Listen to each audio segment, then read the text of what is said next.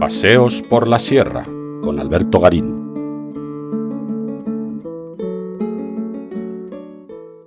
La Casa de la Virgen María es un singular lugar de peregrinación que se encuentra situado en Turquía, en la costa jonia, no lejos de la antigua ciudad de Éfeso, una ciudad de origen helenístico y largo desarrollo romano, al que ya hemos dedicado una sierra de historias. Pues bien, la casa se sitúa 3 kilómetros al sur de esta ciudad de Éfeso, en lo alto de una de las colinas que limitan al sur de dicha ciudad todo este entorno urbano. Y se llama Casa de María porque tradicionalmente se ha considerado que allí pudo pasar sus últimos años la Virgen María. Recordemos que en el momento de su crucifixión, cuando ya está Jesús clavado en la cruz, ve que se acercan su amado discípulo Juan junto a su madre. Entonces les indica a María que Juan ahora es su hijo y a Juan que María se convierte en su madre. Y a partir de ese momento, su amado discípulo Juan decide hacerse cargo de la Virgen María y cuidará de ella hasta los últimos días de la Virgen. En principio vivieron en Jerusalén, más tarde en Betania, y cuando comenzaron las persecuciones tuvieron que marcharse a vivir primero a Patmos, una isla no muy lejos de Éfeso, y después a la propia ciudad de Éfeso, donde en principio María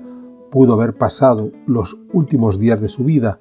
siempre cuidada por Juan, una clara prueba del amor de Juan hacia Jesús. Ese es el lugar donde hoy, es lugar donde Juan cuida de la Virgen hasta sus últimos días, donde hoy vamos a encontrar quizás la que pudo ser la casa en la que la Virgen pasó, insisto, esos últimos días, más allá de que el edificio que observamos actualmente sea una construcción más reciente. El vínculo con esta construcción comienza por unas visiones que tuvo una monja alemana, Ana Catalina Emmerich, entre los años 1816 y 1824, donde contaba cómo era la posible casa de María en Éfeso, en lo alto de la montaña construida en piedra. Unas visiones que fueron recogidas por un poeta, Clemens Brentano, que asistió a la congregación eclesiástica que supervisó esas visiones de Sor Ana Catalina y que en 1833 publicó un libro de la piedad en el que reflejaba todas estas visiones que Ana Catalina había tenido de cómo podía ser y dónde se podía encontrar esa casa de la Virgen en la lejana Turquía a la que jamás había acudido Ana Catalina. A partir de 1891 hay otra monja, Sor Adelmarie de Mandat-Gressé,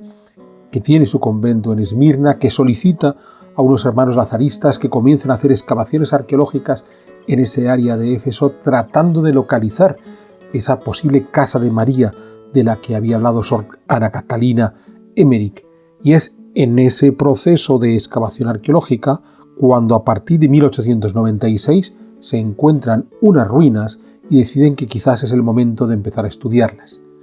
El edificio que observamos hoy es la reconstrucción que se hizo a partir de 1896 y 1951 sobre esas ruinas previas que habían localizado los hermanos lazaristas a finales del siglo XIX. De modo que estamos, por tanto, ante un edificio cuya obra final que hoy podemos observar es contemporánea, más allá de que se ha tratado de levantar y las hileras de piedra inferiores, bien limitadas por unas líneas rojas de ladrillos, sean las que encontraron estos hermanos lazaristas en el momento que comenzaron a hacer esa intervención. Y el edificio actual, en esencia, es una iglesia muy pequeñita con una nave única por la que acceden los peregrinos, que cuenta con un cuerpo añadido en uno de sus laterales que sirve como salida para de esa manera facilitar la circulación de los peregrinos al interior del templo, más allá de que hay quien ha hecho una interpretación forzada de toda esta estructura, que es la que tenemos que tratar de evitar. Porque, recordemos, una interpretación forzada al considerar que esta era la casa, cuando en realidad lo que las ruinas encuentran los hermanos lazaristas ya indican que estamos ante un posible templo, una pequeña iglesia bizantina, quizás del siglo XIII, a su vez construida sobre un edificio previo de los siglos V-VI, quizás ya un edificio sagrado, quizás las ruinas de una villa. De lo que sí no queda constancia arqueológica es de la existencia de restos del siglo I después de Cristo, cuando aquí podía haber vivido la Virgen. En la reconstrucción que se hizo entre 1896 y 1951 se recuperó la que podía ser un templo modélico del mundo bizantino. Por tanto, superada la puerta, nos encontramos un diminuto nártex que accede hacia la nave única en torno a la cual se organiza la mayor parte del espacio, esa nave única que nos va a comunicar hacia el área del presbiterio. Estando separada esa nave única del presbiterio por un arco que puede funcionar a modo de los iconostasios propios de estas iglesias de la liturgia ortodoxa bizantina. Obviamente, para que el iconostasio estuviera completo, de este arco tendría que descolgar una estructura bien de madera, bien de tela, que en un momento dado pudiera separar la zona de la nave de la zona del altar. En un momento dado no, durante la Eucaristía, que es cuando es necesario cerrar ese espacio. Lo que nos viene a indicar que los restauradores entendieron muy bien cómo se organizaban los espacios litúrgicos, no solo del templo del siglo XIII, sino más interesante aún, de cómo podía haber sido ese edificio en los siglos V y VI. Llegados al área del presbiterio, donde se encuentra el pequeño altarcito con una imagen de la Virgen, una imagen contemporánea de la Virgen, aquí lo que nos vamos a encontrar es una gran cúpula por encima de ese altar. De nuevo, la importancia de la cúpula como elemento que marca, la cúpula más elevada, como el elemento que marca el punto más importante del templo y que en este caso está dirigido directamente al área donde se encontraría el altar. Y que de nuevo, en las interpretaciones que hemos ido haciendo de forma un tanto forzada de la casa, cuando la gente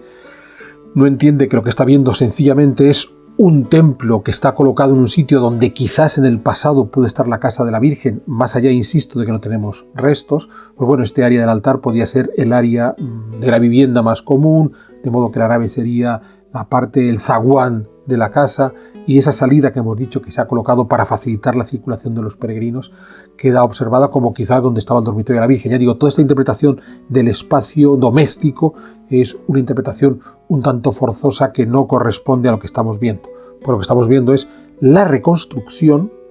en el siglo XX de un templo bizantino del siglo XIII que puede estar sobre las cimentaciones de un edificio del siglo V o VI que ya podía ser per se una primitivísima iglesia.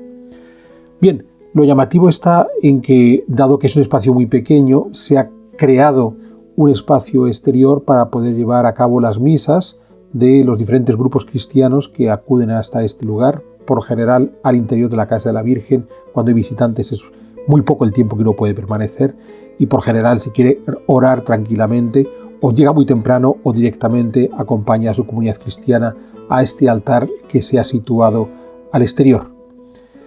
Más allá de que esta fuera o no fuera la casa de la Virgen, es cierto que la Iglesia Católica le ha dado un valor importante. Ha habido ya varios papas que han visitado el lugar, Pablo VI, Juan Pablo II, Benedicto XVI, que de esta manera marcan el hito de poder evocar la figura de la Virgen en este lugar de Éfeso, insistiendo más allá de que no se considera que, desde un punto de vista canónico, sea la casa de la Virgen.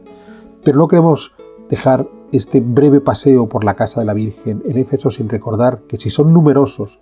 los visitantes cristianos que acuden aquí, son aún más numerosos los que vienen a venerar la figura de María desde el mundo musulmán.